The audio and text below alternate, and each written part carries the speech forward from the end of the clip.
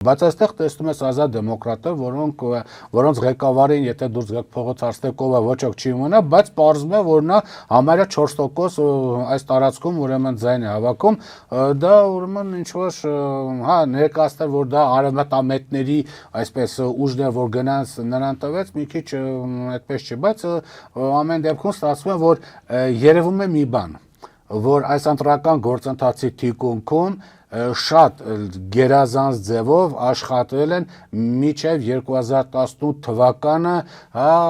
աշխատված այսպես ընտրական ճակատավոր ընտրական տեխնոլոգիաներ այդ մեթոդաբանությունը շատ գերազանց ձևով կիրառվել է, որի արդյունքը ստացվել է ուրեմն այն ինչ որ ստացել ասել, որ դա ԿՊ-ն է արել, մի քիչ հավանական է, որովհետև դա իրականացնելու համար դու պետք է